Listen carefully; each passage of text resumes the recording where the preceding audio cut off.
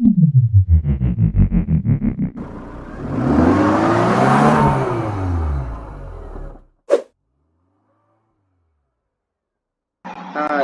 మనం కొన్ని HTML tags గురించి తెలుసుకున్నాం. ఆల్రెడీ నిన్న అసలు HTML ఎలా రన్ చేయాలి, ఎలా ఓపెన్ చేసి ఫైల్ ఎలా ఓపెన్ చేయాలి, దేంట్లో రన్ చేయాలని తెలుసుకున్నాము. ఈరోజు HTML ట్యాగ్స్లో కొన్ని ట్యాగ్స్ గురించి తెలుసుకున్నాము. ఫస్ట్ నేను టైటిల్ అనేది ఇస్తున్నాను, వెబ్ అని ఇచ్చేసాను టైటిల్. దీన్ని రన్ చేయాలంటే ఇక్కడికి వెళ్ళి సర్చ్ అని ఉంటుంది, ఇక్కడ దాన్ని క్లిక్ చేయగానే రైవ్ సర్వర్ వస్తుంది. ఇక్కడ చూడండి టైటిల్ అనేది ఇదే కదా, వెబ్. దెన్ ఈ HTML ట్యాగ్ ఇదంతా బాడీ అనమాట. ఈ వైట్ స్క్రీన్ ఆల్రెడీ మనం లాస్ట్ క్లాస్లో తెలుసుకున్నాముగా, ఈ బాడీ ట్యాగ్లో రాస్తేనే వస్తుంది. ఈ HTML ట్యాగ్స్లో హెడ్డింగ్ ట్యాగ్స్ అని కొన్ని ఉంటాయి అనమాట. అవి H1 to H6 దాకా ఉంటాయి.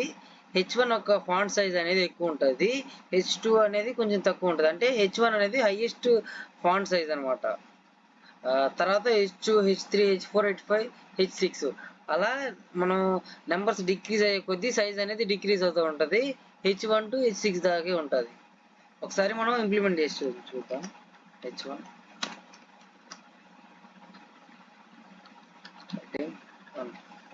చూసారా, హెడ్డింగ్ 1 అని వచ్చింది. దాని ఫాంట్ సైజ్ అనేది కొంచెం ఎక్కువ ఉంది. ఇప్పుడు H2 చూద్దాము.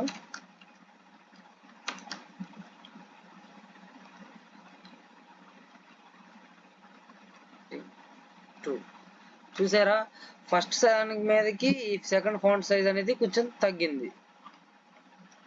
ఇప్పుడు H3 చూద్దాం.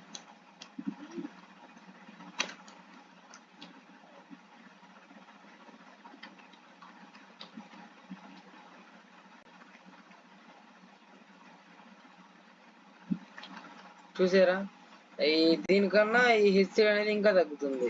అట్లాగే మనం H6 దాకా రాసుకోగలము.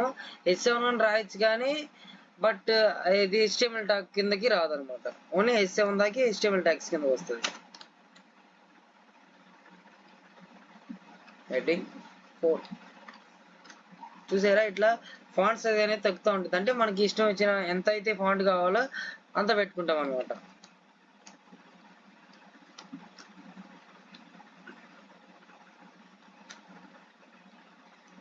heading 5 and last one is heading 6.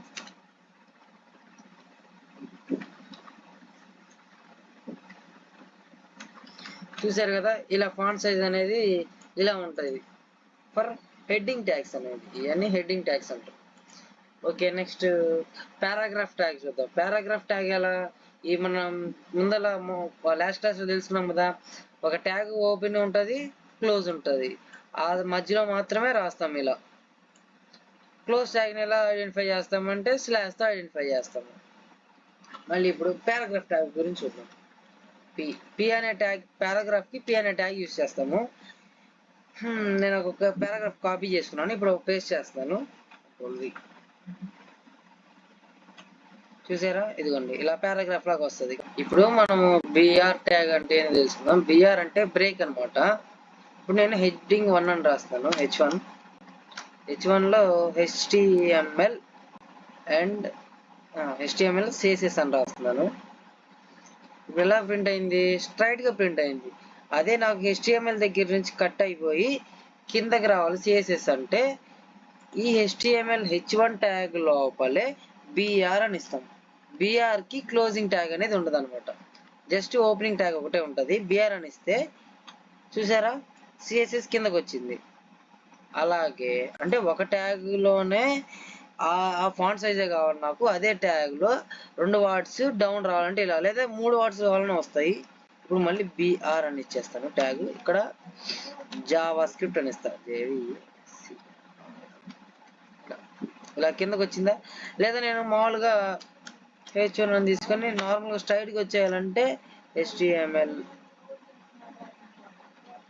CSS Java అంటే డౌన్కి రావాలంటే BR ట్యాగ్ అనేది యూజ్ చేస్తాం. BR ట్యాగ్కి ఎండింగ్ ట్యాగ్ అనేది ఉండదు. అండ్ ఇక్కడ ఈ H6 దగ్గర నాకు ఒక హారిజంటల్ లైన్ కావాలంటే HR అనే ట్యాగ్ యూజ్ చేస్తాం అనమాట. దానికి కానీ ఎండింగ్ ట్యాగ్ ఉండదు, HR అని ఉంటుంది. HR వచ్చిందా. హారిజెంటల్ లైన్ ఇలా. కావాలంటే మనం పారాగ్రాఫ్ కింద కానీ ఒక హారిజెంటల్ లైన్ ఇద్దాము. దానికోసం ఏం చేస్తాము, ఈ పారాగ్రాఫ్ కింద హెచ్ఆర్ అని ఇస్తాము. హెచ్ఆర్ అంటే హారిజెంటల్ లైన్ అనమాట. వచ్చిందా ఇలా.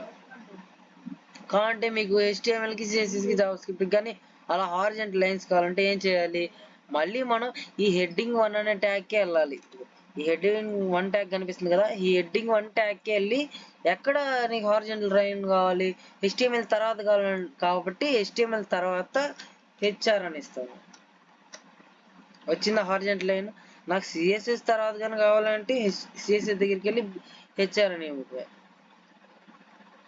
ఇలా వచ్చిందా.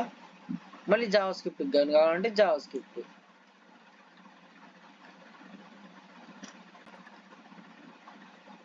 అదే మీకు ఎన్ని కావాలంటే అన్ని హెచ్ఆర్ అని ఇస్తే అన్ని వస్తాయి అనమాట హారిజెంటల్ లైన్స్.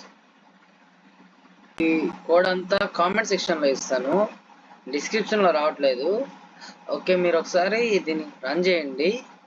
ఏమన్నా రాకపోతే నాకు ఒకసారి కామెంట్ చేయండి, నేను చెప్తాను. Okay, thank you.